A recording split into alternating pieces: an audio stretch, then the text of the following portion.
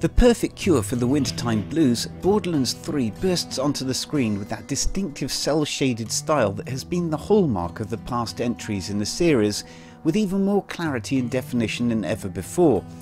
If Borderlands 2 didn't exist, then Borderlands 3 would have certainly made it into this channel's list of the top 10 games of the decade.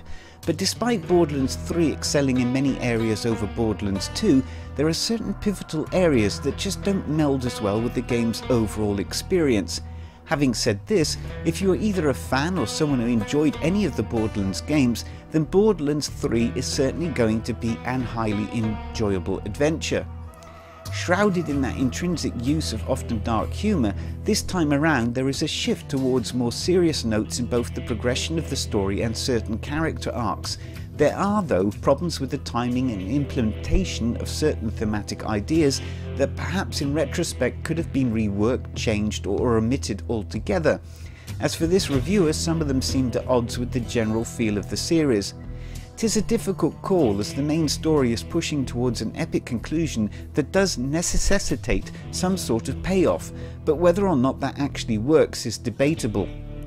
Aside from some problematic areas within the story, from this reviewer's perspective at least, Borderlands 3 does suffer from very rare technical issues. The emphasis is on very rare here, though certainly not comparable to Fallout 76 by any means.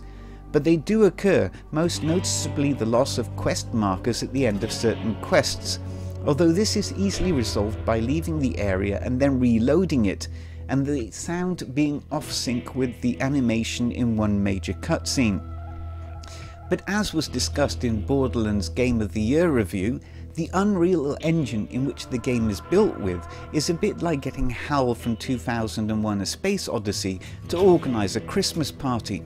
Sure, it's going to be memorable, but probably for all of the wrong reasons. Borderlands 3 improves over its predecessor in many areas. The feel of aiming and shooting in combat is more stable and more accurate, although the game can become just as hilariously manic and explosive as ever. The skill system has been reworked, offering 3 separate skill trees for each character, which players can mix and match from. They are not just tied to one skill tree option. The variety of guns, what they can do and what they offer is the best there has been in the series so far. Your own character actually gets to participate in conversations with other characters and also has a variety of environmentally and action-based quips. Let's go around, huh?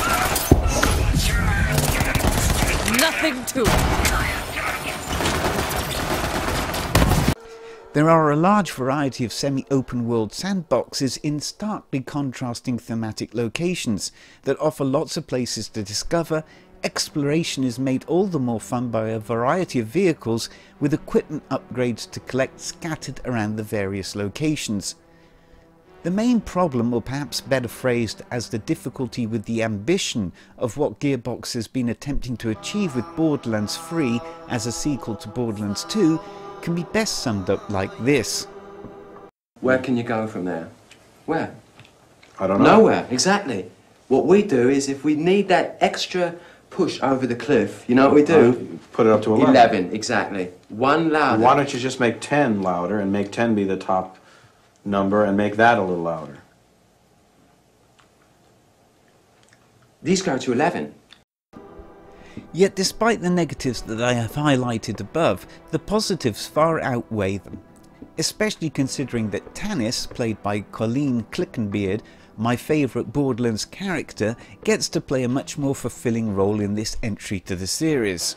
I think I've identified this monstrosity's weak points. Despite its bulk, it's very fast. You'll need to destroy its fuel lines if you have any hopes of slowing it down.